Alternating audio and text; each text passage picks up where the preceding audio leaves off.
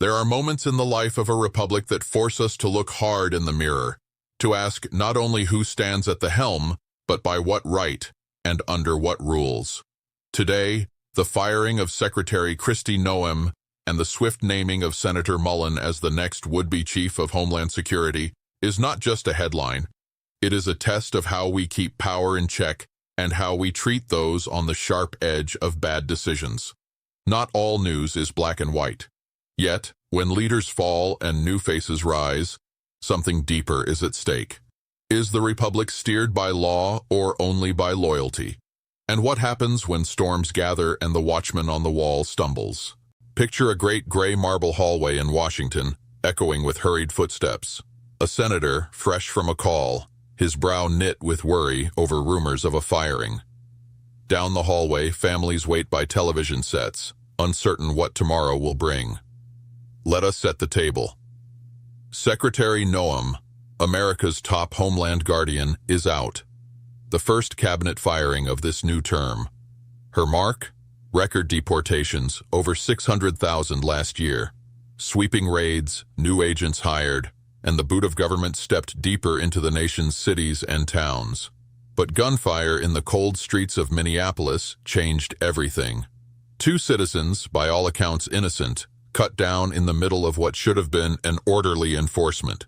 A tragedy, plain and simple. From that moment, scrutiny hardened. Lawmakers from both parties began to probe. Were rights violated? Did her team block the Inspector General, the people's own watchdog, as he tried to root out the truth? The questions grew louder. But what happens when the watchdog is muzzled, and the mighty circle their wagons? For in the dark corners of government, light can be a threat. Soon, news spread of internal turmoil at the department. Leaders gone, budget in crisis, nerves frayed by a looming government shutdown. Every hour there seemed to be not calm, but crisis. Past the headlines, though, lived the ordinary American. Think of a little bakery, closing late on a winter night. Lights flicker. The baker's hands rest heavy on the counter, for fear she might be asked to show her papers tomorrow. Or a Border Patrol recruit tossing and turning in bed, wondering if his orders are just. Duty, fear, and confusion all mix. Congress held hearings. Cameras flashed. The chamber filled with voices demanding answers. Some shouted about national security. Others thundered about the little fellow, caught up and cast out with no friend in high places. Not just a party brawl, but a collision between law and might. Now comes Senator Mullin, Oklahoma-born, sure of step, a champion for the president's immigration agenda. Loyalty, the president says, is his mark. Senate confirmation, the next test. But outside the marble walls, the air grows thick with doubt. How do we judge a man for such a post? Is it enough to be a friend of the powerful? Or must he answer to the people's law, to the Senate's steady hand, to the gaze of all America? In this country, power is a trust, not a trophy. Picture the Senate chamber, silent but for the tapping of pencils. A nominee faces the hard questions. Will you respect oversight? Can you mend the wounds of recent tragedies? The eyes of the nation locked upon him, no hiding behind easy slogans. This is no mere reshuffling of high chairs. The Republic does not run on loyalty alone, but on judgment, skill, and the willingness to face hard truths. Let me pause. Can a republic survive when law and conscience are cast aside? There are those who say, yes, if we are strong enough, swift enough, and keep trouble from our doors. But history has seen this before. When government grows mighty and forgets the rule of law, it is not security we see, but the slow hollowing out of trust. Strength without justice is a hammer with no head. It cracks, but does not build. Visualize a city block after a raid, neighbors peeking through torn curtains, no one certain who will be left or who will be next. The cost grows clear, not in numbers, but in lives upended. The deaths in Minneapolis, they are not a footnote, they are a warning. When citizens are felled by their own government's hand, the question is not, were they the right target, but did our system fail them and us? Now, amid this, the president unveils something new. the shield of the Americas. Bold words, a fresh security push. Yet details are scarce. Will this shield guard us from harm, or will it become a mask for unchecked power, wielded without clear aim? You and I deserve to know. Picture a family at their dinner table, passing plates, voices hushed as the TV blares with news of new missions, new names, and old worries. A boy looks up and asks, "Are we safe here, Mom?" The cloud of doubt grows, in city and countryside, among citizens born and newcomer alike. As the Inspector General's charges of obstruction echo the marble halls, the city streets, the farm roads, America's nerves are pulled taut. The Inspector General's accusations echo with a clarity few headlines ever reach. The nation is made uneasy not by foreign threats at this moment, but by a sense that its own guardrails may be crumbling. Now, let us face one hard truth. When those charged with guarding the nation block the people's own inspector, refusing honest oversight, who then holds the stick of discipline? Is it Congress, the courts, the citizen in the polling booth? Or does no one step forward? That is a question a republic cannot afford to leave unanswered. Picture a small-town courthouse, the flag limp in the afternoon sun. Neighbors trickle in for a public meeting. They murmur about the department in chaos, some angry, some frightened, all wondering if their voices still reach the Capitol. Old veterans, teachers, and new immigrants all stand side by side as the question hangs in the air: who watches the watchers? This is not drama for the newspapers alone. Each of us, in city or countryside, carries a stake. For if law may be bent, ignored, or simply brushed aside for the sake of getting results, then any one of us could be next.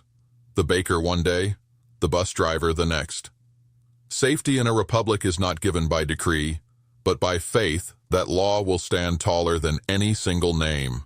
We must not let the memory of those lost in Minneapolis be dulled by days passing. Their absence will echo, a permanent gap, unless we honor it not with cheap words, but with honest reform and brave oversight. There are those who will say, "This is but a storm in officialdom. Let the strong lead, and peace will follow." But peace bought with silence is no peace at all. In truth, it hatches only more division. Now, the nomination of Senator Mullin is put before the Senate. The president's chosen champion, a man whose loyalty is his loudest credential, stands ready to take up that heavy task. But here is another crossroad. Is America better served by the friend or by the steady hand? I must ask, will the Senate simply nod, or will it demand more? Is the Senate's duty to the president or to the public trust? Imagine the confirmation hearing room. Stained wood panels, cameras crowding every angle, the air so tense you could snap it.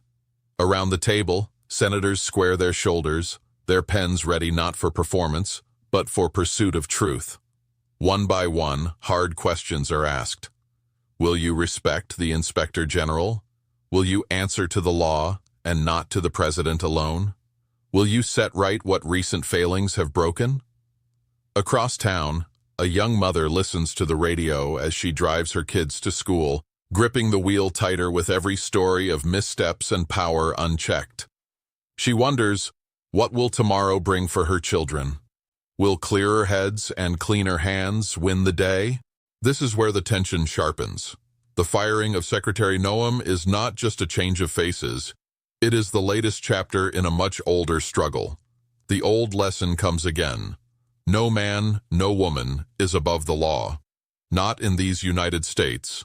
But ask yourself, can any shield, however new or bold, protect us if the stewards who wield it answer to one voice alone? Let us be clear. The Republic is no playground for power. It is a garden, and it grows only where law is watered by sunlight and public care. Neglect it, or let a single gardener seize all tools, and weeds of abuse will choke out trust by the root. Picture for a moment a school assembly. Kids stand with hands over hearts, the flag bright in the gymnasium. A teacher tells them, "Here, the rules are for everyone."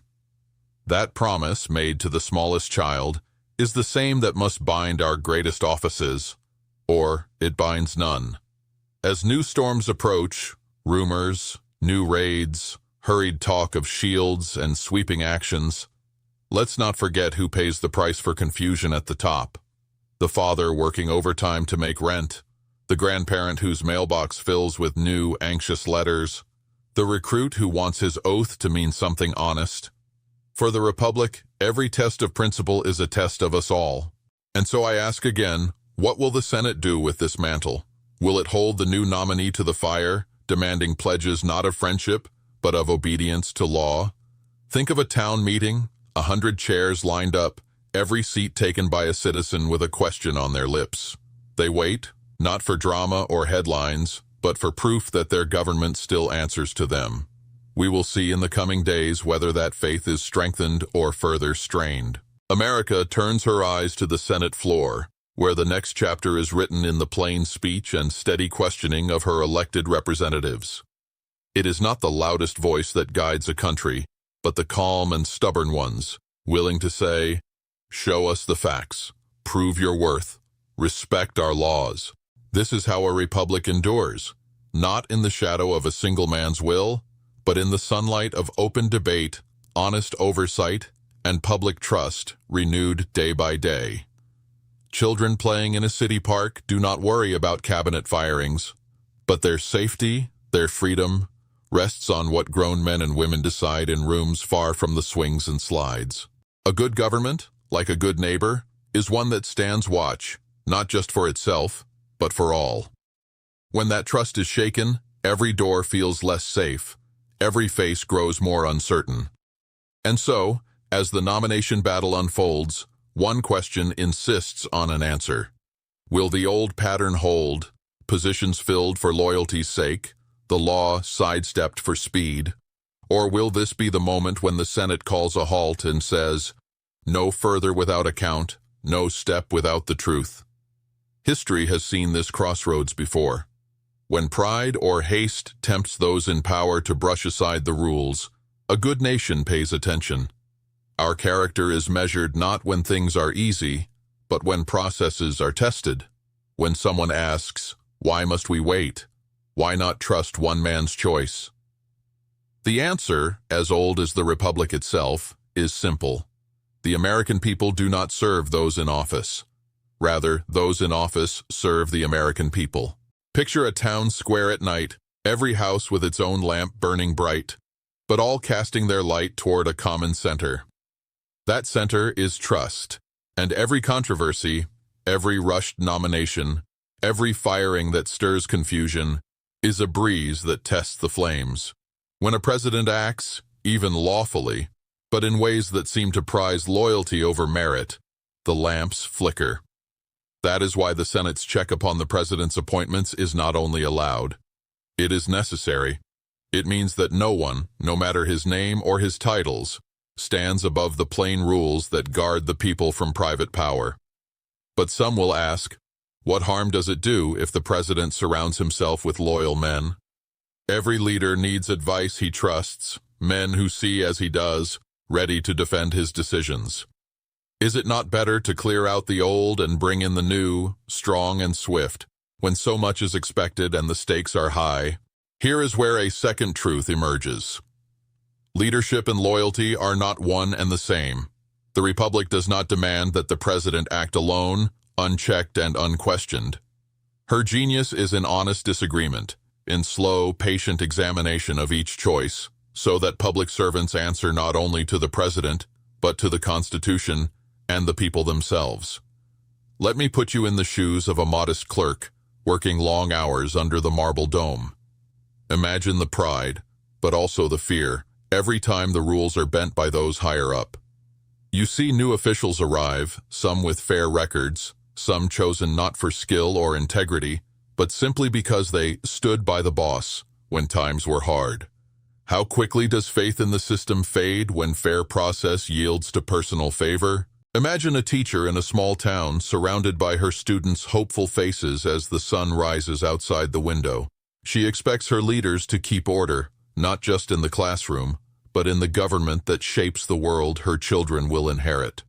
If the Senate becomes a rubber stamp for whoever sits in the White House, If yes replaces let us examine, then what lesson do we teach the young? That rules are for other people? That law is something bent by the strong for their own? No nation, if it hopes to last, can stand long upon such sand. The question at the heart of this moment is not whether one party or one president gets his way in a single fight. It is whether we still understand that our rights, your neighbor's rights, every American's rights, rest upon the slow, steady insistence that even the greatest are bound by law. Think of a jury in a county court, 12 men and women, none famous, each with the power to say yes or no, guilty or not.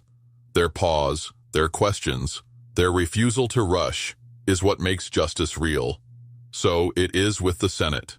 Its strength is not in quick agreement or blind loyalty, but in the old-fashioned courage to pause, to ask the questions, to demand the records, to take the heat from every side and still say, we answer to the country, not to the president alone. Now, here is something every American must judge for himself. At what point does the search for capable, principled service give way to something smaller, something meaner, to a game of trading favors, or shutting out honest critics, or slipping past the rules because it feels easier? The country has seen time after time that the gentle slide into mere obedience, into government by shortcut and silence, is never undone by outrage, only by returning again and again to the harder path, the path of steady inquiry, of respecting process, of preferring right action over convenient alliances. Remember the railroad barons I fought in my own day? They too had their circle of friends and fixers. They too tried to hurry their plans past the regular order, trusting that the people would look away. But Americans, even when weary, are slow to forget that they are citizens, not simply spectators. Picture the faces of townsfolk at a rally, hearing not just the roar of politics, but the plain talk of duty. A call to something better than easy answers and quick deals. Imagine a young boy in a rough jacket, hand in hand with his mother, listening for one word: fairness. This is what is at stake, not merely the identity of one nominee or the fate of a single post, but whether Americans still believe that fairness demands process and that the highest office should set the example, not skip the line. Now, I promised you a true story. In my time, there were men, powerful, clever, and full of ambition, who looked for ways to squeeze through the door of power, even if it meant trampling yesterday's promises. They hated questions. They loved speed.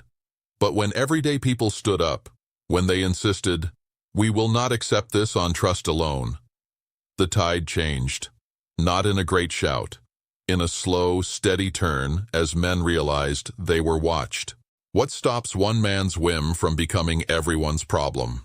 It is the resolute voice of the people, echoed in the Senate's careful process. Every appointment, every firing, must pass through the bright fire of oversight. That is how the Republic keeps her shape. As this hearing unfolds, as new witnesses testify, as fresh evidence meets steady hands and sharp eyes, you will see the strength of a nation that remembers her own design. Not all news is black and white, and not all questions are quickly answered. But the country is strong when she takes her time, and still stronger when her people make plain what kind of government they expect. If you walk past the Capitol on a gray morning, you might see a line of citizens waiting their turn, some hopeful, some doubtful, all carrying the small burdens of work and home and hope. Their patience is the backbone of our republic. Their questions are the measure of our leaders. So what should you do? First, resist the pull of factions that demand outrage or blind faith. Ask your own questions. Listen, not to the thunder, but to the quieter voices that say, "Let's look at the facts together. Let's keep the door open to all who wish to serve honestly." Hold your own leaders to the same rule you ask of children: fairness, accountability, the courage to change your mind when new light is cast. When the time comes, write, speak, vote, not for the man with the loudest crowd, but for the one who shows you he will abide by the rules. Picture a family around their supper table, discussing the day's events in gentle tones, disagreeing without bitterness, teaching their children that no side owns the truth. Most of all, remember that America's strength is her unity. Not sameness, but unity in insisting that all, whether high or humble, must answer to the law and to the people. The Republic can be saved. I have seen rough storms sweep this country before, and I tell you plain, the ship steadies herself when more hands, not fewer, take the oar and steer by the compass of fair dealing. As the Senate weighs its choice, and as the President stands before the bar of public trust, ask yourself, does this moment call for faster decisions or for braver patience? Are we content to be ruled by personal loyalty, or will we demand that every office be filled, as the founders meant, by the hard work of debate, review, and public accounting? This moment, like all great moments in the life of a republic, belongs not to the powerful few, but to the wise patience and steady courage of millions, of you and your neighbors. What kind of country do you wish to leave behind? One guided by haste and private deals, or one in which every citizen stands watch, upholds the rules, and gently but firmly asks the hard questions anyone in power must answer?